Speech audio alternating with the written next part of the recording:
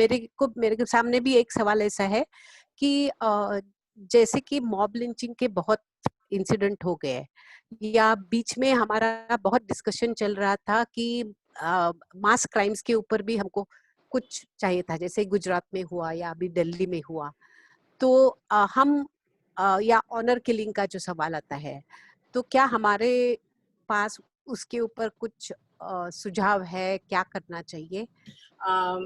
Yes, this is something which concerns everybody, but we must be careful about what we wish, and because sometimes it'll come and bite you. Therefore, our position has been very clear. The Indian Penal Code actually has can be used for purposes of dealing with cases of mob lynching, and any special statute would only add to the pain and the confusion that citizens face at the moment, and will not in any way assist in finding or prosecuting and punishing people who indulge in such activities. The Indian Penal Code with Section 302, with 147, 148, 149, and all other provisions is quite capable of dealing with an offense of mob lynching. By creating a special statute, I believe you're going down a dangerous path, and it should be avoided at all costs. And I think our answers were therefore very measured, because we don't want to give them a chance to introduce provisions, as I said, which will come back to bite us. We are already seeing a regime which is not prosecuting the rioters, but which is prosecuting people who they claim was brain behind the riots, for protesting, for exercising constitutional rights. So I think we should be conscious of the time we are living in. We should be conscious about what we are asking for, from whom we are asking, and therefore our response was to keep it within the four corners of the IPC. We believe at this point there is no need for a special act. We endorse the perspective that Becky has put forward on these special laws, and I think when our positions must shift with time.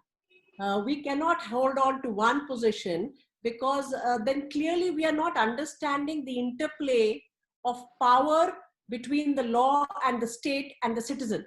And the law is that kind of mediation that it provides. And she gave the example, the very correct example of Delhi riots. And in Bhima Koregaon, we know that the people who attacked the Dalits were barely arrested and one never arrested. Having said that, I want to go to the point of, and all the acts are there. It is the context setting. So whether it is mob lynching or honor killing, you're either going to murder somebody or have an attempt to murder or grievous hurt. The injury and harm is going to be this. I'm actually representing victims in the Hapur mob lynching case, and if COVID hadn't happened, the trial should have concluded by now. So we have not experienced any difficulty with the substantive or procedural law. Where did we experience difficulty? The police turned a mob lynching case into a motor accident case. Can the substantive law change that? No. What did we have to do? Go to the Supreme Court, get their 164 statements recorded, and get the whole story turned over. We could not rely on the prosecution. We could not rely on the police. मैं ये उदाहरण क्यों दे रही हूँ?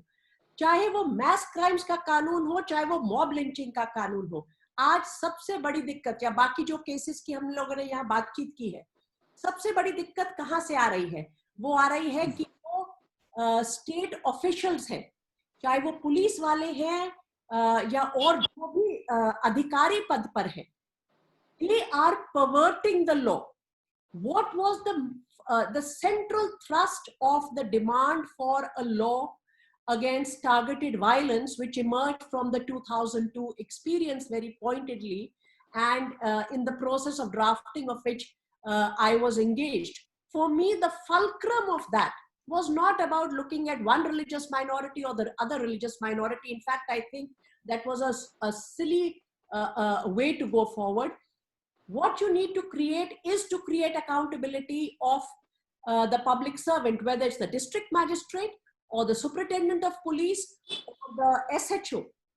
Until and unless you are going to create accountability, for which reason I'm saying you need to look at provisions of the international criminal law, which talks about superior responsibility and individual criminal liability. वहां दिक्कत आती है इन cases में, ना कि वो offence को define करने में. सुप्रीम कोर्ट भी बोल देती है जाइए एक नया ऑफेंस बनाइए. Unfortunately, and I say this because we are amongst activist, बहुत बार हम लोग भी बहुत उत्तेजित हो जाते हैं कि चलिए इस पे नया कानून बनाए. आपको दिक्कत कहाँ आ रही है उसको पहले जमीन से समझिए, फिर कानून में बनाइए. क्योंकि and I believe this, I think law making gives a euphoria to activists. I think we should really be cautious about it and not get carried away with us. Not that this state is definitely not listening to us anymore, so that euphoria is gone, but it is always important to be very careful in this process. आज ही के paper wire में एक news आया है कि जहां UP government ने sexual harassment case में अक्यूज का फोटोग्राफ पब्लिक प्लेसेस में लगाया है. This can lead to even mob lynching. तो उसके बारे में हम क्या कर सकते हैं? And second, I don't think it's a related question, but it happens everywhere. Yes, it can lead to mob lynching also, but right now there is no answer to what happens in UP, I feel.